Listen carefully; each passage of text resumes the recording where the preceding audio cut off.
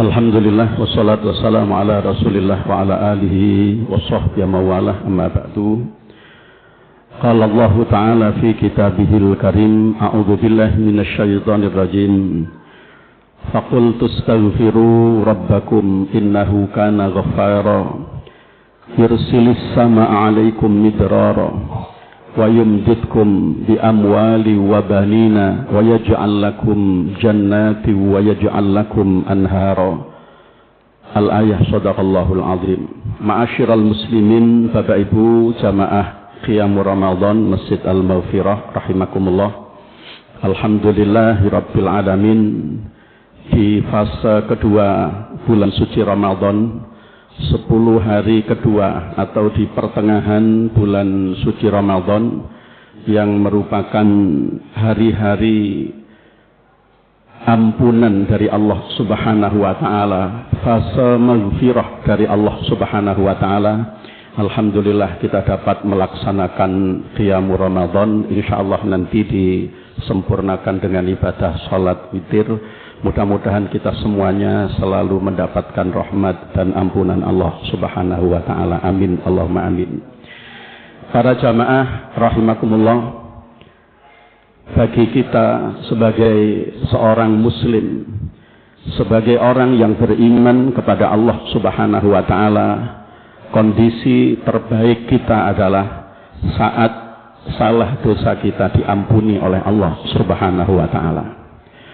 Tidak ada kondisi yang lebih baik bagi kita sebagai seorang muslim, bagi seorang mukmin, kecuali kondisi di mana salah dosa kita semuanya diampuni oleh Allah Subhanahu wa taala. Masjid ini diberi nama Al-Maghfirah. Salah satu dasar pemikirannya adalah itu, agar supaya siapa saja yang beribadah di masjid ini semuanya mendapatkan ampunan, maghfirah dari Allah Subhanahu wa taala.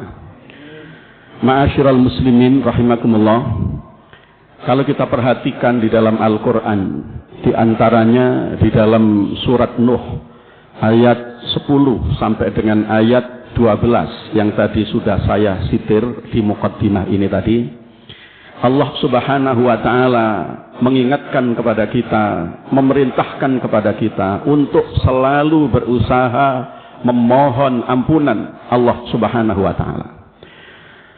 Ayat 10 sampai 12 surat Nuh tadi kalau diterjemahkan dalam bahasa Indonesia kurang lebih sebagai berikut. Maka aku katakan, mohon ampunlah kalian kepada Tuhan kalian. Perbanyaklah istighfar kepada Allah Subhanahu wa taala, Tuhan kalian.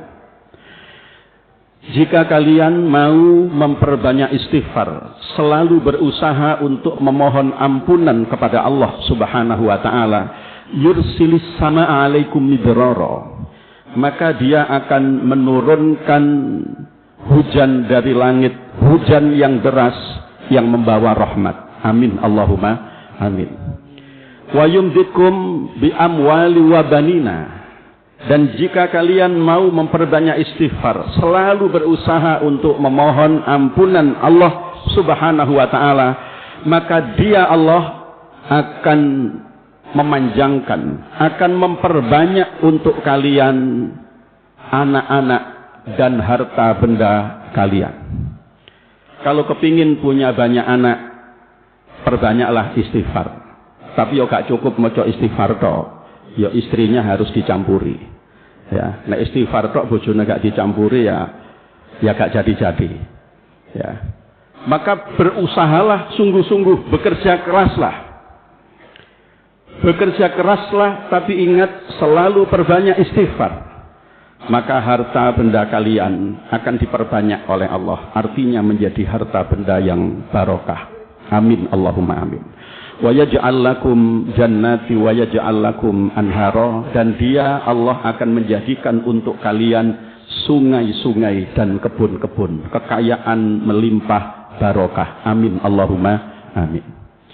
Para jamaah rahimakumullah, di dalam salah satu hadis yang diriwayatkan oleh sahabat Abdullah ibnu Abbas radhiyallahu anhuma, Hadis ini diriwayatkan oleh Imam Abi Dawud radhiyallahu anhuma. Hadis ini diriwayatkan oleh Imam Abi Dawud, diriwayatkan oleh Imam An-Nasa'i, juga diriwayatkan oleh Imam Ibnu Majah. Rasulullah sallallahu alaihi wasallam bersabda, "Man lazimal istighfar, ja'alallahu lahu min kulli dzikin makhraja." Barang siapa yang melazimkan istighfar, membiasakan lisannya memperbanyak istighfar, maka Allah Subhanahu wa taala akan menjadikan untuknya jalan keluar dari setiap kesulitan yang ia hadapi.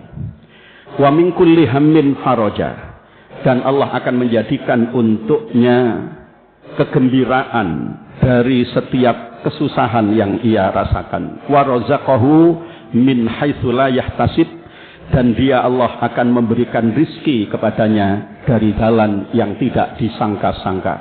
Mudah-mudahan kita mendapatkan semuanya itu. Amin Allahumma amin. Para jamaah rahimakumullah, Rasulullah Muhammad sallallahu alaihi wasallam seperti yang tersebut di dalam kitab Riyadhus Shalihin yang disusun oleh Imam An-Nawawi, beliau disebutkan dalam sehari semalam beliau tidak kurang membaca istighfar itu sebanyak 100 kali. Rasulullah itu maksum, salah dosanya yang lalu sudah diampuni, dimaafkan oleh Allah. Ke depan Rasulullah dijaga, tidak sampai melakukan salah dan dosa. Itu saja Rasulullah masih membaca istighfar sehari semalam tidak kurang dari 100 kali. Maka kita umatnya yang diakui atau tidak, pasti salah dosa kita jauh lebih banyak, mungkin lebih besar daripada Rasulullah Sallallahu Alaihi Wasallam. Harusnya istighfar kita lebih banyak dibandingkan Rasulullah Sallallahu Alaihi Wasallam. Ternyata rahasia agung istighfar itu adalah semuanya dengan istighfar, dengan selalu berusaha untuk memohon ampunan kepada Allah, maka Allah akan memberikan kemudahan-kemudahan untuk kita dalam kehidupan di dunia ini, yang ini bisa menuntun kita, membimbing kita untuk meraih kebahagiaan hidup di akhirat kelak. Ma'asyiral muslimin rahimakumullah, ada sebuah kisah populer yang dialami oleh seorang imam fikih terbesar, seorang imam madhab fikih terbesar, seorang ahli hadis terbesar, yaitu Imam Ahmad ibnu Hanbal. Di dalam manaqibnya, Imam Ahmad ibnu Hanbal bercerita tentang manfaat istighfar ini, tentang fadilah istighfar ini. Beliau mengatakan, saat saya di usia senja, di usia tua, suatu ketika hati saya ini menyuruh saya, memerintah kepada saya supaya saya ini mengunjungi kota Basrah. Padahal saat itu beliau tinggal di Baghdad, Irak. Padahal jarak dari Baghdad, Irak ke Basrah itu jauh sekali. Tapi hati saya menyuruh saya untuk pergi ke Basrah. Padahal saya di Basrah tidak punya saudara. Saya di Basrah tidak punya sahabat, tidak punya teman. Tapi hati saya ini menyuruh saya, berangkat kamu ke Basrah sekarang juga. Maka akhirnya beliau harus melakukan perjalanan jauh, menempuh perjalanan jauh dari Baghdad ke Basrah. Sampai di Basrah itu kemudian beliau masih nututi sholat isya. Beliau seorang imam hadis, seorang ahli fikih terbesar. Beliau kemudian mengikuti jamaah isya di masjid itu.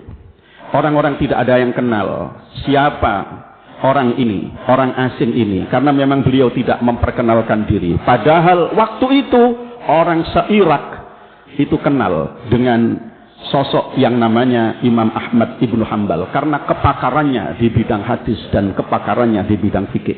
Tapi waktu itu belum ada sosial media. Orang tidak tahu fotonya, orang tidak tahu seperti apa rupa wajah bentuknya. Orang hanya mendengar kehebatan dan kepakaran ketokohan Imam Ahmad Ibnu Hanbal. Maka beliau kemudian menikmati sholat isya berjamaah di masjid itu. Lalu setelah sholat isya berjamaah itu selesai, setelah sholat ba'diyah isya selesai, beliau rebahan di dalam masjid itu. Ternyata marbot masjidnya datang. Menyuruh beliau, mengusir beliau untuk tidak tiduran di dalam masjid. Wahai Syekh, mohon maaf, tidak boleh tidur di dalam masjid. Silahkan keluar. Syekh itu para jamaah di dalam bahasa Arab maknanya banyak. Syekh itu maknanya bisa maha guru. Syekh itu maknanya bisa berarti orang yang kaya, yang sangat dihormati.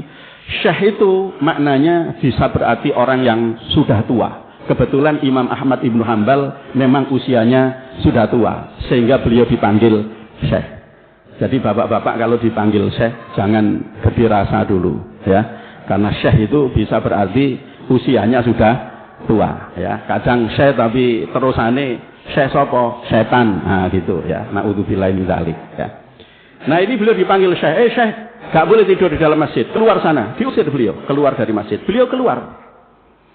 Begitu berada di teras masjid, beliau istirahat di situ, rebahan. Syekh, nggak boleh tidur di teras masjid ini, di dalam nggak boleh, di teras nggak boleh. Beliau mengatakan, saya ini musafir, saya perlu istirahat, rebahan sebentar saja. Nggak boleh, di luar masjid juga nggak boleh. Sampai Imam Ahmad Ibnu Hanbal ini didorong-dorong sampai di jalanan, saking kerenge marbot masjid ini.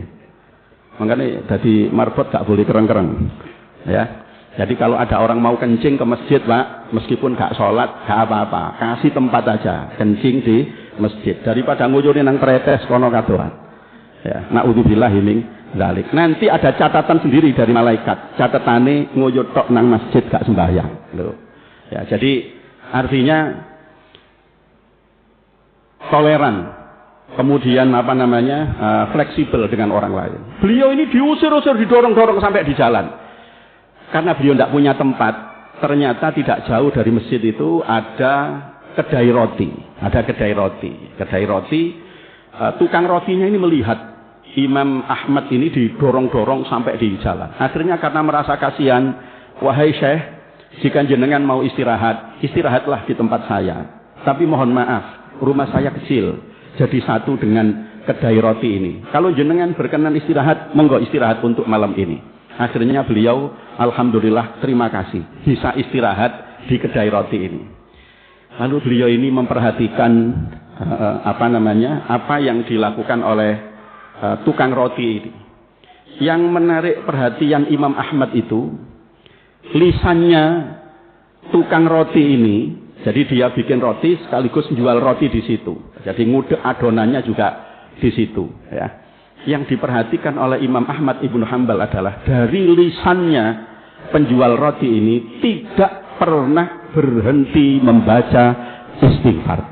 Nah ini rahasianya man lazimal istighfar tadi. Dia tidak pernah mulutnya itu berhenti membaca istighfar. Jadi dia mecahkan telur, astagfirullah. Ngudek adonan roti itu, astagfirullah. Ya, kemudian mulai masak roti itu astagfirullah. Pokoknya roti rasa istighfar.